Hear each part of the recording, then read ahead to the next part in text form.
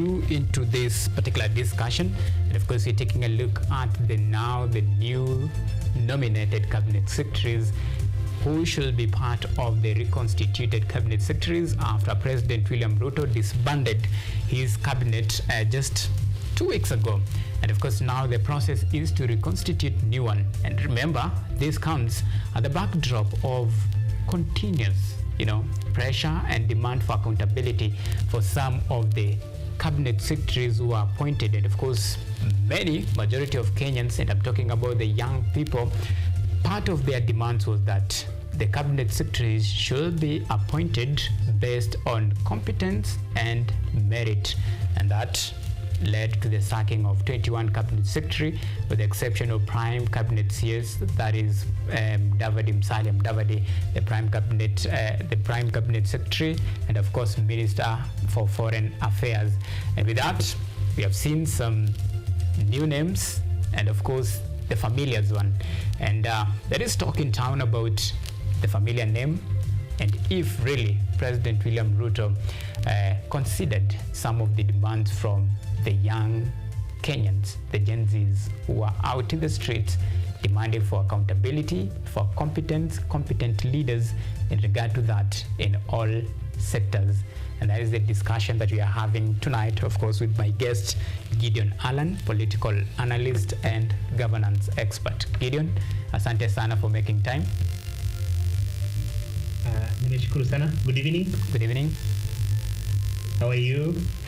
I'm pretty fine. Let me just usher you into this particular discussion, Gideon. And of course, we have seen a lot of changes here and there, the return of old and familiar faces. At the same time, in equal measures, we have seen new faces being introduced to this proposed a bunch of cabinet secretaries that will form part of President William Ruto's the next cabinet after the sacking of 21 cabinet secretaries. What is your take on this from a young person's perspective? Do you think probably President has considered some of the demands that the Gen Zs were out in the streets demanding for some of these reforms? Do you think probably President has incorporated some of their demands, and this time round probably this is the reflection and a face of the competence that these young people are demanding for, and of course the competent based and the whole approach of this the new crop of cabinet secretaries? What's your take on this? Thank you very much. First of all, my name is Gideon Memeru, and I'm so much happy to participate today in the conversation regarding what is happening right now in the country. We have experienced, and it's something that we have witnessed, that recently there is demonstration that has been going on, and Kenyans have come to advocate for their rights, which actually is enshrined in our constitution, Article 37 of our constitution, which clearly indicates that Kenyans have the right to assemble, demonstrate, picket, and petition. And of course, we are the young generation, that is the Gen Z and the millennials, who come to advocate for their right and say, we need accountability. And that was triggered by the so-called finance bill that actually was dropped by His Excellency the President when it was taken on his table to append the signature. Yes, the President again went ahead and reshuffled the cabinet. Why all this conversation that we are having? It has all originated from the finance bill, which later the young people say that, reshuffle the cabinet, which they never have hope with. And I think later the President did so, and actually trying to align with what the young people are demanding. But now the challenge is, after that, you are fired and you have reshuffled the whole cabinet, or else you have sent the whole cabinet home, all of them. But later, we see the same faces, some of the same faces coming back, and that triggered young people again, saying that, does it mean that our effort of going to street demonstrate was in vain? And I think that clearly opened up Kenyans' mind, and they were like, yes, what have you done? Because the whole cabinet went home, except the office of the prime cabinet secretary, who is actually still the cabinet secretary for foreign affairs. Now, he's the only office that remains, but the rest went home. But later, we see some of the same faces coming back. And that clearly opened up Kenyans, and they were like, yes, why have you brought them back? And later on, there are some of the new faces that they were not in the first cabinet that came. And now to answer the question, like, what is the take on that? Because we have seen the new cabinet secretaries who have come on board. Of course, we have some of the new, and we have others who used to be the previous cabinet. What is the view of the young people? It's not business as usual. And of course, the young people were not only interested by sending the whole cabinet home, but send them home and bring the competent cabinet secretary who will be able to deliver the right thing to Kenyans, who will be able to watch the resources of Kenyans. All right. And I think the president has done so. But Gideon, one may argue that the young people were invited to the table for discussion about the way forward.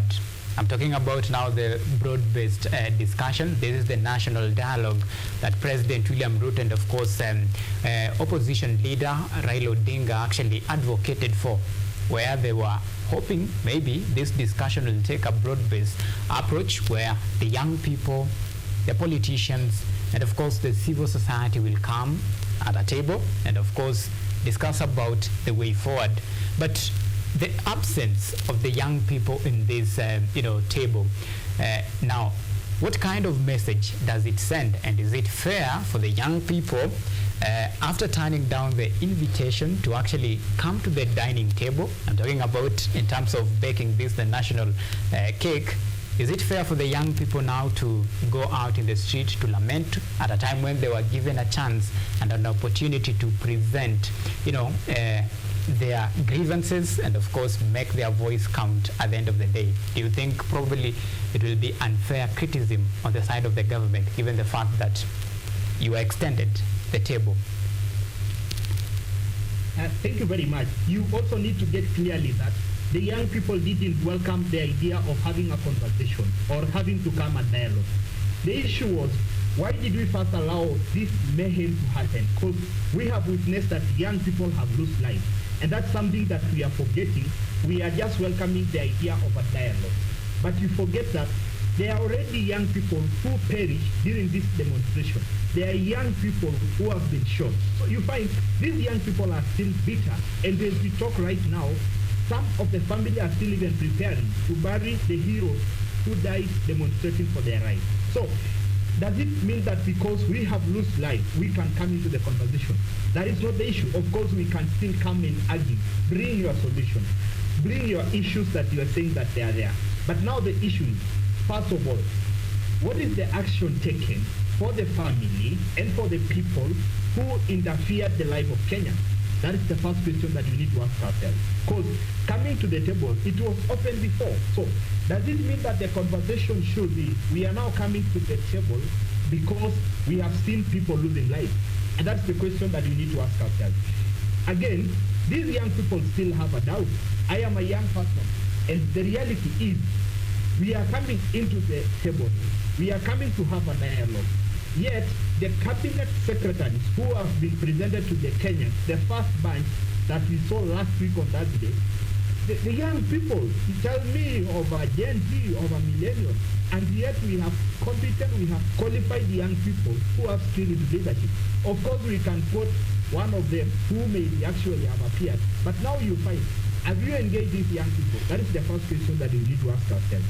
And the issue is, young people are not only interested in coming to the dialogue, but does it mean that they have lost trust and like they don't want to come into the conversation until their issues have been resolved? So the issue is that... Sorry to cut you short, Gideon, but by all means, I don't mean to be a devil's advocate, but if you followed President William Ruto's speech keenly yesterday, there is some of the demands that you're raising about the accountability as far as the police brutality is concerned, the compensation. These are some of the areas that President William Ruto actually touched on. And he said going forward there will be a broad-based, and thorough investigation so that those found capable of committing these atrocities will face the full force of the law. Well, when you talk about the lack of trust, does it mean that even the word from the head of state, you don't trust that at the end of the day, accountability, and of course the promise that President William Ruto issued yesterday, that all those who committed these police brutalities will face the full force of law, and it's just a matter of time before we see this. Don't you trust that? Of course we trust, and of course we can as well argue in a very right way, because at the end of the day, Kenya will remain to be our country. We are not only just saying that as young people, and allow me to use that term, that we are not coming into board. We will, because at the end of the day, we love our country, and we are here to defend our country. And young people, like, they have lost trust. That's something that I can say, because they are saying that after even we went to the streets, we said, let all the cabinet go home. But some of the faces that existed in the first cabinet came on board. So, like, they are arguing in a perspective that they are able to table and say, yes, you have done what you have said, what we have said. But again, you have still bring them on board and they are here. But at the same time, we can also applaud and, of course, maybe congratulate the president, because he said that I'm going to engage the whole people. And we have seen that yesterday, he has actually brought some of the opposition into the government to have a discussion. And I think that was, of course, a light showing that he's ready for the conversation. But that will not assure us, and unless some of the issues that we are saying have been implemented, and that's why we are saying that the conversation is not only just to bring them on board, but what is the action taken? And something that you have said about the police brutality, we have seen that, and of course, we have seen Kenyans who are taken to court, some of them are actually arrested, some of them are kidnapped. But when is it this day that we see a police officer going to be arrested? What is the investigation going on? So you find young people have no issue. They are saying that take an action. Let us see those police who use force that actually was not needed. Bring into account. Let them be questioned of what they have done. And I think from then, these young people have trust, and of course they will be able to gain trust and have a conversation and now engage in the conversation. But nevertheless, we welcome the idea. We are not shying away from that, because now, at the end of the day, this is our country. But when we are coming into the conversation, let it not be like one-man conversation, but the entire conversation for all Kenyans. They are saying we are leaderless. Nobody is there to guide us. This is a group of people who have come together to say, this is our issue, and nobody is there to defend them. Why? When somebody is leading them, interest may develop, and that's why they are deciding to work as a team. So on my view, we welcome the idea. But when we are welcoming the idea, let these pertinent issues that we have being addressed. Of course, you have engaged the conference, you have engaged the other leaders, even bringing them on board. And that's something that we can attest to. We now have some of the opposition leaders on board. But the issue is, have we engaged everybody? Where are the young people? Because this is not about even opposition. All right. This is not about the political party. Okay, and you have actually raised a very important question, that where are the young people? And I believe the first reason why this particular conversation we are having, and of course the reason that led to this, the sacking of at least 21 cabinet secretaries, is because of some of the demands that were raised by the young people. And of course, one of them, they wanted, accountability, and even some were demanding for these young people to be given a space in this, the governance and affairs of, our nation. And that's fine. Now that this has happened, and of course it's fair to say, when you look at the constitution, the component of this, the cabinet secretaries, it's fair to say that we can only pinpoint a few young people in this particular, the new cabinet that will be constituted in just, coming days.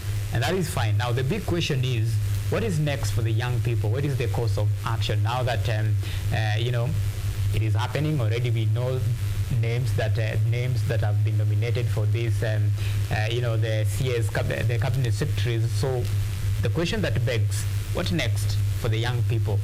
Does it mean it is the end of road, or what is your plan? Thank you very much. And I wish to say this and let it be in record. It may be my opinion, because this is a group of young people who has no leader. This is a group of people who are fearless. This is a group of people who are leaderless. They are actually guided by their own principles. And even you may ask me that question, and I've just even stated before that this is our motherland, this is our country. We reach the bad situation we are right now. I feel we need to impress, we need to welcome the conversation. We need now to sit together, which now I'm saying from my personal point that actually the conversation is. All right, so we do apologize for that, and of course that it's fair to say that this particular discussion about the reconstitution of the new cabinet that will help President William Ruto to implement his agenda of the bottom-up economic transformation agenda. In regard to this, we have seen some of the old and of course new faces into this proposed cabinet secretary's position, and in line with this, a lot of things are happening, and of course we just have to wait and see how the event will unfold in regard to this new crop of cabinet secretaries, given the fact that young people are grieved, and of course some are not happy with the names that have been presented forward, and of course they want more in regard to this. So it's just a matter of time to see how the event will unfold. Does it mean that they will go back to street and of course demand for more reforms in regard to matters to do with governance, and of course the crop of leaders that they want in the next government that will be formed by, in the next cabinet, I beg your pardon, that will be formed by President William Ruto. Has been very quite interesting discussion that we are having with my guest Gideon, the governance and politics analyst in that regard, and of course we'll endeavor to pursue. And remember, the discussion still continues, and you can talk to us on all of our social media platforms, and we'll be sure to sample all of your feedback at the tail end of our bulletin. All right, now let's resume with the discussion, and of course we are talking about now the matters to do with the new cabinet secretaries, the reconstitution of the next cabinet. And of course Gideon, this is a very quite interesting discussion, and in regard to even the story that we have just run right now. So what is your take even as we wind up this discussion? Thank you very much. Let me just conclude, because I was giving my input on what we need to do. And of course, I was saying that the fact remains that this is our country. This is our house. And at the same time, we reach the status of our house. We need to embrace it and say that it's our house and protect our country. It's now my wish that I can say, let's welcome the idea. And I'm speaking this one in our authority that I'm just saying my view, and of course request those who are implementing this thing. Let us come the idea, let us come and reason together, because the fact remains that the cabinet has already been appointed. Now it's just waiting for the vetting by the National Assembly. If now the National Assembly view that some of the people have not met the qualification to lead us, so it's now the turn of the president to appoint another minister or another cabinet secretary. So it's now the high time that we need to forget about the demonstration, because a lot is happening, that we are losing in the economy, that we are losing life, and of course at the end of the day, we are the people losing but not gaining. So that is something that I can say. Another thing, we may not be qualified to advise the president, but it's the high time that it's not only just losing life, it's not only just waiting for that moment that people are killed, then action taken. Because when I tell you, do you have the statistics of those people who have been killed during this demonstration? A very big number that actually qualify for Kenyans to enjoy the life of freedom, which is in our constitution. So let us not wait for that last minute, but of course have intelligence, have people who are competent. And that's why, if at all we knew all this will happen, then the solution could have come earlier. But now we are trying to heal something that has already happened. So, on my side, let us also incorporate young people, because we are qualified. We have competent people who are outside, but they are there. They are just yapping. The only thing that we can do to them is kidnap, go harass them. That is not the solution. Let's have them on board. Let's reason together, because I believe they are advocating for justice, and they are also trying to protect our country. Another thing, as I also conclude, we need to appreciate this group of millennial and Gen Z. because I feel they have done the best ever since Kenya born. Because we only rely the opposition party, which is actually the party to watch what the government is doing. But right now, the hope and the actually strength is in the Gen Z and the millennials who are actually there to say, we are not just demonstrating for anything, but we want accountability. We want our resources to be taken care. We want our resources to be aligned and actually fill the gap that those people who have self-interest have created. So on my side, that is what I can say. All right. And as I've said, we may not be qualified to advise the president, but we are actually calling them on board to listen the cry and the wish of Kenya. Fair enough. Thank you so much, Gideon, political analyst and governance expert, for your insight about this very important discussion that touches on the matter and the heart and soul of the governance of our great republic, Kenya. Asante sana for making time, Gideon.